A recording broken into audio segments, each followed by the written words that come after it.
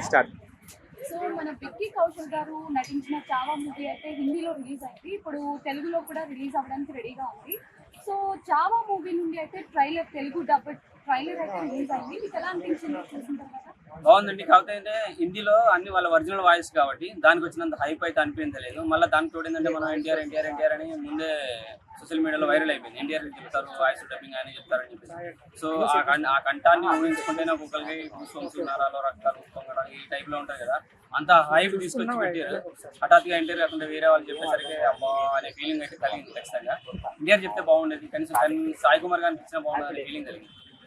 So తెలుగులో కూడా hit కొడుతుంది అనుకుంటున్నారా మీరు? హిట్ కొడుతుంది, ఎందుకంటే ఇప్పుడు హిందీలో బ్లాక్ బస్టర్ కొట్టింది, తెలుగులో అయితే ఖచ్చితంగా హిట్ కొడుతుంది. ఎందుకంటే ఛత్రపతి శివాజీ గారు చాలా తెలుసు మనకు. సో ఆయన కుమారుడి చరిత్ర కాబట్టి ఆయన గురించి కూడా, ఛత్రపతి శివాజీ గారి గురించి కూడా ఏమైనా ఉంటుంది ఏమో అని చెప్పేసి ఖచ్చితంగా సంభాజీ గారి చరిత్ర చూడటానికి వెళ్తారు. అఫ్ కోర్స్ ఇది ప్రొడ్యూసరు ఇంకెవరో అనుకొని తెలుగులో రిలీజ్ చేద్దాం అనుకున్నది కాదు. ఇది మన తెలుగు ప్రేక్షకులకు ఆ సినిమా చూసి దానికి వచ్చిన హైప్ చూసి కింద కామెంట్లకు తట్టుకోలేక తెలుగు డబ్బింగ్కి సిద్ధమైపోయింది. అది కూడా అల్లు అరవింద్ గారి చేతిలో పడ్డదంటే బన్నీ వాసు దాన్ని హ్యాండిల్ చేస్తున్నాడంటే ఒకసారి అర్థం చేసుకోండి సినిమాకి ఎంత హైప్ వస్తుందో, ఎంత హైప్ ఉన్నదో. తెలుగు పీపుల్స్ కామెంట్ల వల్ల, తెలుగు పీపుల్స్ వెబ్సైట్లో రాయడం వల్ల, నెట్లో హల్చల్ చేయడం వల్ల, మాకు తెలుగులో కావాలి అని ఆడటం వల్ల దాన్ని తెలుగులోకి తీసుకొని విడుదల చేయడానికి సిద్ధపడ్డారు. కాబట్టి ఖచ్చితంగా తెలుగు ప్రేక్షకులు అయితే 100% సక్సెస్ ఇస్తారు చావా సినిమా.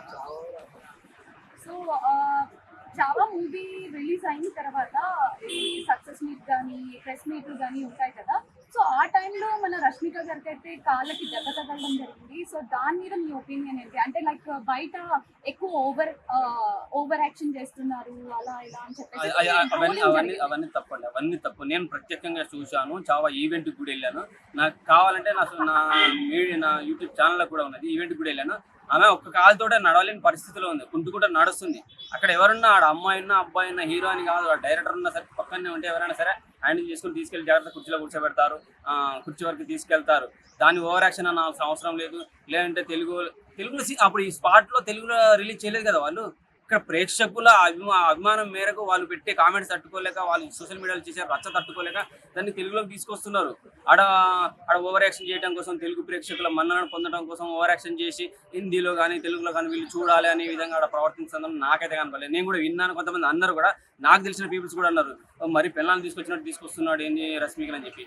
ఇక వాళ్ళ దృష్టి అటువంటిది. ట్రోలర్స్ ఉంటారుగా, ట్రోలింగ్ చేసుకుంటూనే ఉంటాడు. ఒక రూమ్లో సెంటర్లో కూసేసుకొని వీడియో పెట్టేసుకొని మాట్లాడుకుంటూనే ఉంటారు. అది వాళ్ళ బతుకంతే, అక్కడే ఉంటారు, అదే పని చేసుకుంటుంటారు. వాడు ఎదిగాడు, పైకి ఎదిగాడు. ఆ ట్రోలర్ అనే మేకప్ తీసేసి నేను కూడా టాలీవుడ్లో ఒక మంచి ట్రైలర్ రిలీజ్ చేస్తా అనే స్థాయికి రాడు, ఒక మంచి సినిమా తీస్తా అనే స్థాయికి రాడు. ట్రోలింగ్ చేసుకుంటే కూర్చుంటాడు. వాటి పనే అదనమాట, వాళ్ళ బతికే అదనమాట. సో ఈ మూవీలో రష్మిక మందన విక్కీ కౌశల్ని డామినేట్ చేస్తారనుకుంటున్నారా?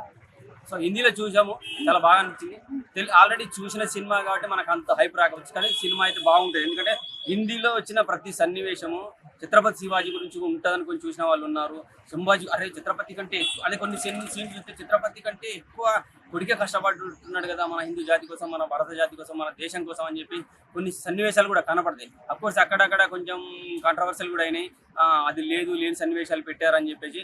చరిత్ర మనకు తెలియదు కానీ చరిత్రనే చూపించారని మనకు అనుకున్నా సరే, సినిమా కాడికి వెళ్ళినప్పుడు సినిమా చూసినామా, బయటకు వచ్చినామా, మనకు నచ్చిందా లేదా.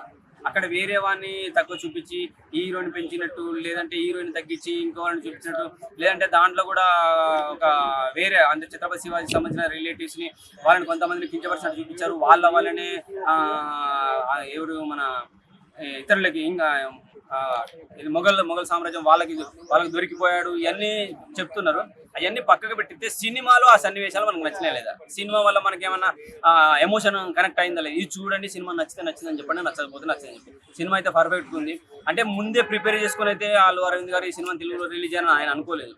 తెలుగువాడు పెట్టే కామెంట్ తట్టుకోలేక, తెలుగువాడు సోషల్ మీడియా చేశారు రచ్చ తట్టుకోలేక సినిమాని రిలీజ్ చేయాలని ముందుకొచ్చి, అది కూడా అల్లు అరవింద్ గారు గీతా ఆర్ట్స్ తరఫు నుంచి రావడం, అది కూడా బన్నీవాస్ చేతిలో హ్యాండిల్ చేయడం అని పెట్టడం రియల్లీ గ్రేట్. బన్నీవాస్ గారు ఎంత పర్ఫెక్ట్గా హ్యాండిల్ చేస్తారో ప్రతి సినిమా చూస్తున్నాము. అలాగే ఈ సినిమా కూడా ఖచ్చితంగా 100% సక్సెస్ సాధిస్తుంది, నాకైతే నమ్మకం.